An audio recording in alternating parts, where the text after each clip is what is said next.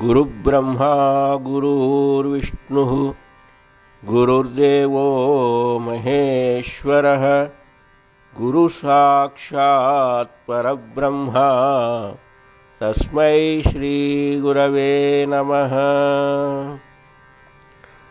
स्थापकाय च धर्मस्य सर्वधर्मस्वरूपिणे अवतारवरिष्ठाय श्रीतत्त्वानन्दस्वामिने नमः।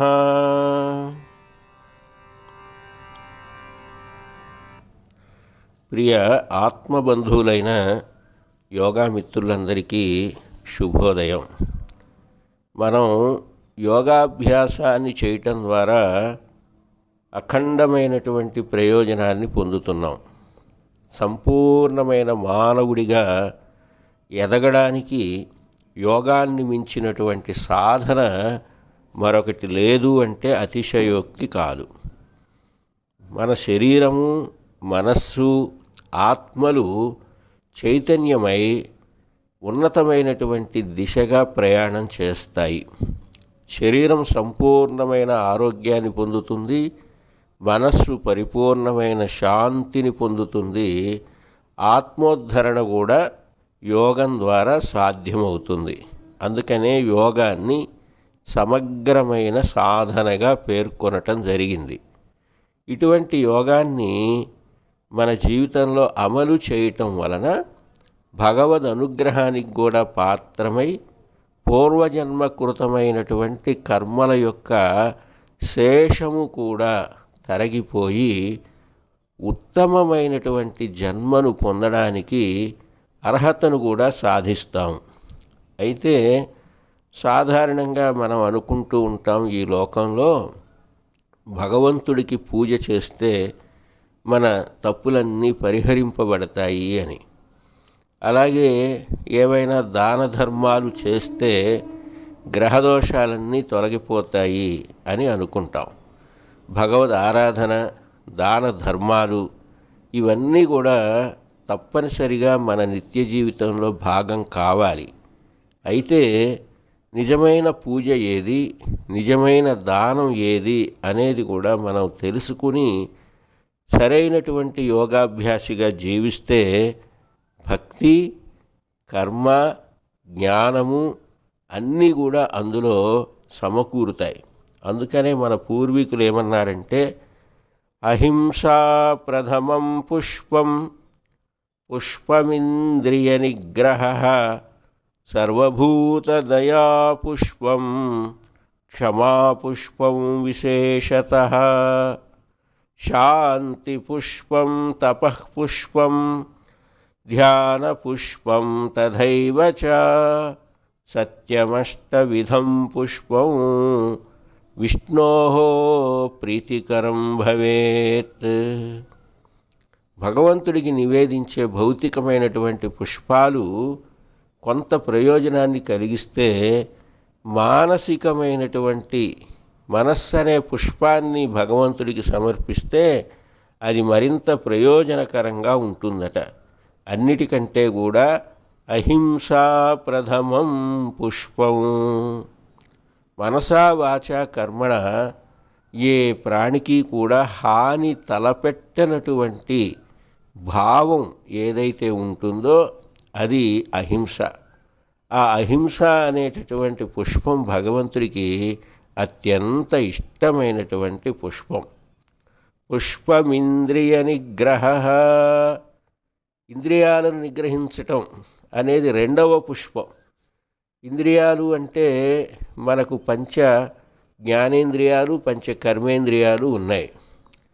జ్ఞానేంద్రియాలు ప్రాపంచిక విషయాలన్నిటినీ సేకరించి మనస్సుకు చేరుస్తూ ఉంటాయి. ఇక మనస్సు చెప్పినట్టుగా కర్మేంద్రియాలు పనిచేస్తాయి. అంచేత మనం ఏది వింటున్నామో, మనం ఏది తింటున్నామో, ఏది కంటున్నామో, కనుట అంటే చూచుట, ఈ మూడిటి మీద ఆధారపడి మనస్సు ఏర్పడుతుంది. ఆ మనస్సు చెప్పినట్టుగా కర్మేంద్రియాలైనటువంటి కాళ్ళు, చేతులు, నోరు ఇవన్నీ కూడా పనిచేస్తూ ఉంటాయి. అంచేత ఇంద్రియ నిగ్రహము అనేది మనకు అనేక రకాల కోరికలతో కూడుకొని అనేక రకాల దుర్భావాలన్నిటినీ కూడా మనస్సుకు చేర్చే ఈ ఇంద్రియాల పట్ల నిగ్రహాన్ని ఎవరైతే కలిగి ఉంటారో వారు చాలా గొప్ప వ్యక్తులుగా ఎదుగుతారు. అందుచేత భగవంతుడికి నివేదించవలసిన రెండవ మానస పుష్పం ఏది అంటే ఇంద్రియ నిగ్రహం. సర్వభూత దయా పుష్పం, సకల భూతాల పట్ల దయాభావాన్ని కలిగి ఉండడం కూడా ఎంతో అవసరం. అందుకనే పూర్వీకులు దయగల హృదయమే భగవన్ నిలయము అని చెప్పారు. క్షమాపుష్పం విశేషతః, ఓర్పు కూడా మానవుడికి ఉండాలి. ప్రతిదానికి ఆవేశానికి లోనవుతూ ఆగ్రహంగా ఉంటే అటువంటి జీవితం నిష్ప్రయోజనంగా మారిపోతుంది, నష్టపోతుంది. శాంతి పుష్పం తపః పుష్పం ధ్యాన పుష్పం తథైవ చ. తరువాత శాంతగుణం, శాంతము లేక సౌఖ్యం లేదు అన్నారు. శాంతగుణాన్ని అలవర్చుకోవాలి. తపః పుష్పం, ఇంద్రియాలను నిగ్రహించి జ్ఞానేంద్రియాలను కర్మేంద్రియాలను నిగ్రహించి సన్మార్గంలో మనస్సును నడిపించడమే నిజమైన తపస్సు. అంటే ధ్యేయ వస్తువు మీద మనస్సును నిగ్రహంగా నిలబెట్టగలగడం. ధ్యాన పుష్పం తథైవ చ, తదుపరి ఏది అంటే ధ్యానము. అంచేత ధ్యానాన్ని కూడా పొందాలి. ధ్యాన స్థితిలో మానవుడి యొక్క మనస్సు స్థిరపడాలి. అట్లా స్థిరపడాలి అంటే అనేక రకాల ఆలోచనలతో ఉండే మనస్సుకు శాంతం లభించాలి. సత్యమష్టవిధం పుష్పం, సత్యాన్ని మాట్లాడటం అనేది 8వ పుష్పం. కాబట్టి ఈ 8 రకాల పుష్పాలు విష్ణోహో ప్రీతికరం భవేత్ అన్నారంటే మహావిష్ణుమూర్తికి ఎంతో ఇష్టమైనటువంటివి. అంచేత యోగాభ్యాసులు శరీరాన్ని ఆసనాలతో సక్రమంగా ఉంచుతూ ఈ 8 రకాల పుష్పాలు మనస్సులో పెట్టుకొని ఈ మనస్సును కూడా సశిక్షణలో ఉంచి సన్మార్గంలో ప్రయాణిస్తే అది పూర్ణయోగం అవుతుంది. అంచేత మనం గమనించవలసింది ఏమిటి అంటే మనలో ఉన్నటువంటి చిన్నపాటి లోపాన్నైనా దాన్ని గ్రహించి ఆ లోపాన్ని సరి చేసుకోవాలి.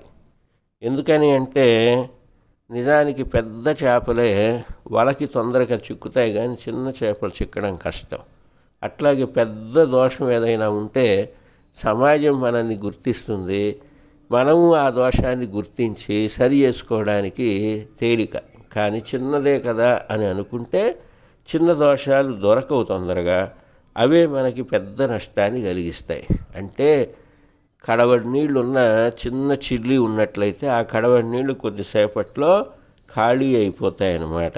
అంచేత మన మనస్సును మన అంతరంగం వైపు ప్రయాణింపజేసి చిన్న లోపం ఉన్నా సరే ఆ లోపాన్ని సరి చేసుకునేట్టుగా చేయాలి.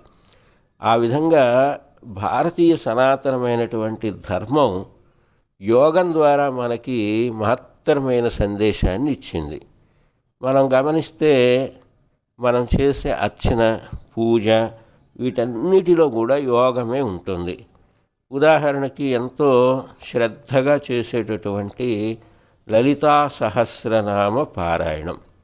ఈ పారాయణంలో గ్రహించేదేది అంటే లలితా అమ్మవారి యొక్క నామాలన్నీ కూడా యోగమయంగా ఉంటాయి. శ్రీమాత, శ్రీ మహారాజ్ఞి, శ్రీమత్సింహాసనేశ్వరి, చిదగ్నికుండ సంభూత, దేవకార్య సముద్యత. శ్రీమాత, శ్రీ మహారాజ్ఞి, శ్రీమత్సింహాసనేశ్వరి, చిదగ్నికుండ సంభూత, దేవకార్య సముద్యత. ఇది సహస్రనామాల్లో మొదటి శ్లోకం. చిత్తు అగ్ని కుండ సంభూత. చిత్తము అంటే మనస్సే. ఈ మనస్సు అనేది దేవకార్య సముద్యత, సత్కార్యాలు చేయటం వైపు నిలిస్తే అదే అమ్మవారి యొక్క స్థానంగా మారుతుంది. అంచేత దుష్టకార్యాలు, దైవకార్యాలు ఈ రెండిట్లో ఏది మనకి కావాలి అని మనమే నిర్ణయించుకొని మన ప్రయాణాన్ని చక్కబరుచుకోవాలి. ఇక అమ్మవారి యొక్క నామాలలో మూలాధారైక నిలయ, బ్రహ్మగ్రంథి విభేదిని, మణిపూరాంత రుదిత, విష్ణుగ్రంథి విభేదిని, ఆజ్ఞాచక్రాంతరాలస్థ, రుద్రగ్రంథి విభేదిని, సహస్రారాంబుజారూఢ, సుధాసారాభివర్షిణి. ఇక్కడ గ్రంథులు కూడా పేర్కొన్నారు. బ్రహ్మగ్రంథి, విష్ణుగ్రంథి, రుద్రగ్రంథి. బ్రహ్మగ్రంథి అంటే మానవ శరీరంలో షట్చక్రాలు ఉంటాయి. మొదటి 2 చక్రాలు బ్రహ్మగ్రంథి యొక్క అధీనంలోను, తదుపరి 2 చక్రాలు విష్ణుగ్రంథి యొక్క అధీనంలోను, ఆ తదుపరి ఉండే 2 చక్రాలు రుద్రగ్రంథి యొక్క అధీనంలోనూ ఉంటాయి. అంటే అసలు షట్చక్రాలు ఏమిటి?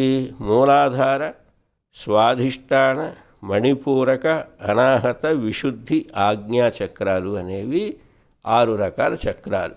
ఇవి మన భౌతికమైనటువంటి చర్మచక్షువుకు కంటికి కనపడవు, కానీ సూక్ష్మంగా వెన్నెముకను ఆశ్రయించి సుషుమ్నా నాడికి అనుసంధానమై ఉంటాయి. వీటిని గ్రంథి అంటారు. గ్రంథి అంటే ముడులు అని. ఇవి 3 చోట్ల ముడివేయబడి ఉంటాయి. అంటే ఆ ముడి విప్పితే కానీ మన లోపల శక్తి అనేది మేల్కొని ఆ శక్తి పైకి ప్రయాణం చేయదు. అంచేత ఇది మేల్కొనాలి అంటే ఏం చేయాలి? ఆసన, ప్రాణాయామ, ధ్యానాలను అభ్యాసం చేస్తూ, ఆహార నియమాలు పాటిస్తూ గురూపదేశాన్ని పొందాలి. గురూపదేశము అంటే ప్రతిరోజు గురువులు చెప్పే బౌద్ధికాంశాలను, అలాగే జ్యేష్ఠులైనటువంటి పెద్ద గురువులు చెప్పే సందేశాన్ని మనస్సులో ధరించి దాన్ని ఆచరిస్తూ ఉండాలి. బ్రహ్మగ్రంథిని విభేదనం చేయటం ద్వారా మనకు అనేక రకాల ప్రయోజనాలు ఉంటాయి. అంటే మూలాధార, స్వాధిష్టాన చక్రాలు కుండలిని శక్తి చేత చైతన్యపరచబడతాయి. అంటే మనకి స్థిరత్వం, భౌతిక స్థిరత్వం వస్తుంది. అలాగే మన ఆరోగ్యం స్థిరపడుతుంది. మనం తీసుకునే ఆహారం చక్కగా జీర్ణమవుతుంది. ఈ భౌతిక శరీరం యొక్క స్థిరత్వం చాలా చాలా అవసరం. ఈరోజు చాలామంది స్థిరంగా కాసేపు కూర్చోలేని స్థితిలో ఉన్నారు. అట్లాగే వారి అధీనంలో వారి ఇంద్రియాలు ఉండవు. అవన్నీ కూడా ఈ బ్రహ్మగ్రంథి విభేదనం ద్వారా కలుగుతాయి. ఆ తర్వాత మణిపూరక, అనాహత చక్రాలు, ఇవి 2 ఇది విష్ణుగ్రంథి విభేదం వల్ల చైతన్యం అవుతాయి. అంటే మనిషికి భావోద్వేగం, బంధం, అనుబంధం, మానసిక సామర్థ్యం, ఏకాగ్రత ఇవన్నీ ఎంతో అవసరం. అంటే భౌతికమైన దేహానికి ఆరోగ్యం, స్థిరత్వం ఎంత అవసరమో మనస్సు సకారాత్మకంగా ఆలోచించటం, మనస్సు ఏకాగ్రంగా ఉండడం కూడా ఎంతో అవసరం. అవి ఈ మణిపూరక, అనాహత చక్రాలు చైతన్యవంతం కావటం వల్ల చేకూరే ప్రయోజనాలు. ఇక విశుద్ధి, ఆజ్ఞా చక్రాలు రుద్రగ్రంథి అధీనంలో ఉంటాయి. ఆ రుద్రగ్రంథిని విభేదనం చేయటం ద్వారా మరి మానసిక సామర్థ్యంతో పాటు ప్రకృతితో కూడా, సమాజంతో కూడా మనకు చక్కటి సమతుల్యమైన అనుభవం కలుగుతుంది. సృజనాత్మకత పెరుగుతుంది, సామరస్య ధోరణి వస్తుంది, సానుకూలత, స్వచ్ఛత వస్తాయి. ఈ విధంగా సనాతనమైన భారతీయ సంప్రదాయ విద్యల్లోనూ, శక్తి ఆరాధనలోనూ యోగమే ప్రస్తావింపబడింది. అంచేత ప్రతినిత్యం కూడా బ్రహ్మముహూర్తంలో నిద్రలేచి కాలకృత్యాలు తీర్చుకొని ఉషఃపానం, మంచినీరు తాగి ఆ తదుపరి చక్కగా గురుముఖతః పొందినటువంటి యోగ విద్యని నిత్యం అభ్యాసం చేయటం ద్వారా మానవుడికి సకల దేవతానుగ్రహం, ప్రకృతి అనుగ్రహం లభించి ఆయురారోగ్యాలతో, ఐశ్వర్య భోగభాగ్యాలతో, సుఖ సంతోషాలతో వర్ధిల్లుతారు. అంచేత యోగ సాధన చేయురోరన్నా, ప్రతినిత్యం కూడా యోగాభ్యాసం చేసి దుఃఖమయమవుతున్న జీవితాన్ని సుఖమయంగా, సంతోషమయంగా మార్చుకోవలసిన బాధ్యత మనందరిపైన ఉన్నది అని గ్రహించుదాం. ఓం సర్వే జనాః సుఖినో భవంతు, లోకాః సమస్తాః సుఖినో భవంతు. ఓం శాంతి శాంతి శాంతి. హరి ఓం.